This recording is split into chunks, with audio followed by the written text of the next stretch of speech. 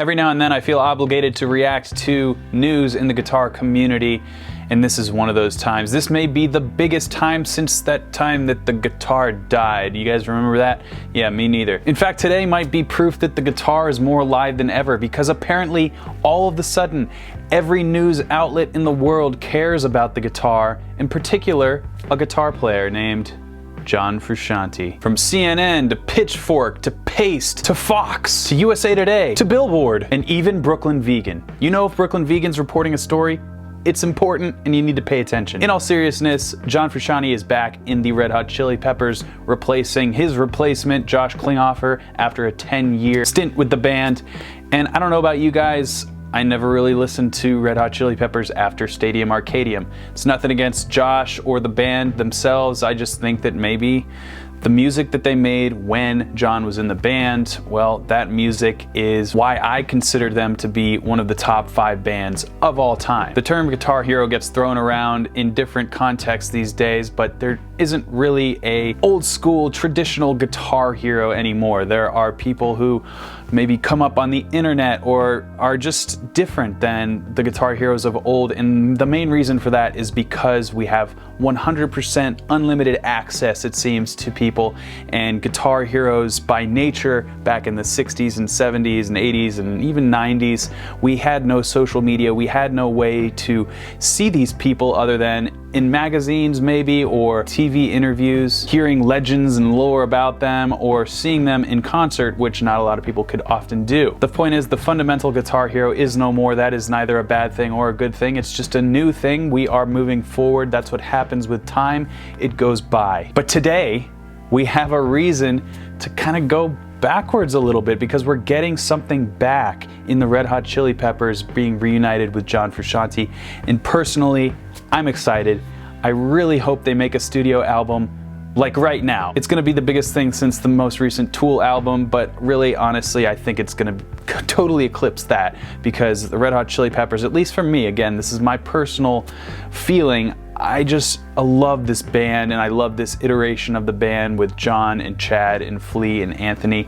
I just think they're one of the best bands of all time, and the fact that so many people are so excited about this is one of the times I've seen in the guitar community since I started doing YouTube and things like this, that I've seen literally everyone as much as you can get on one side, and that's the positive side. The only negativity has come from people who are like, I didn't really listen to the Red Hot Chili Peppers anyway, or it's not a big deal, they're washed up or has-beens. Guess what?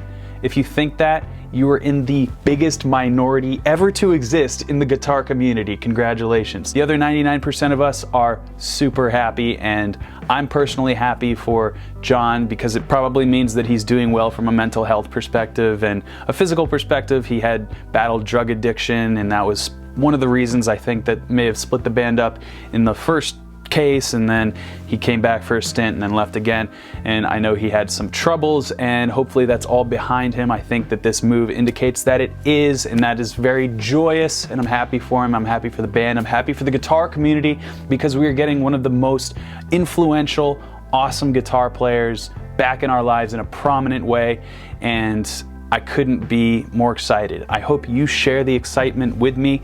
I have created content around John Frusciante's guitar playing, from my Habits series to teaching my wife a John Frusciante guitar solo, and you guys have always gobbled it up, which I think means that you love John Frusciante as much as I do, and the Red Hot Chili Peppers are a greater band now more than ever due to his reinsertion into the group.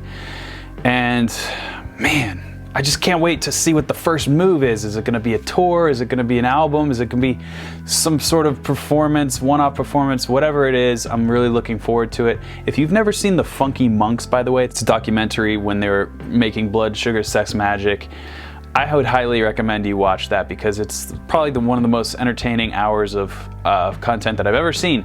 So check that out. You'll maybe get to know John and the band a little bit more if you're not familiar with them from that perspective. But I'm gonna be listening to Red Hot Chili Peppers all week, and I am just so excited, and I really don't have anything else to say. This video is not planned. I just wanted to turn on the camera and talk and share my jubilation with you all. So feel free to leave a comment down below and talk about what you're excited about. Talk about anything. I just think that this is a really cool thing to unite the guitar community in a way that we didn't necessarily know we wanted, but we knew we needed in some way or another. So, all hail John Frusciante and the Red Hot Chili Peppers version 3.0, technically. Hopefully they stay together throughout time.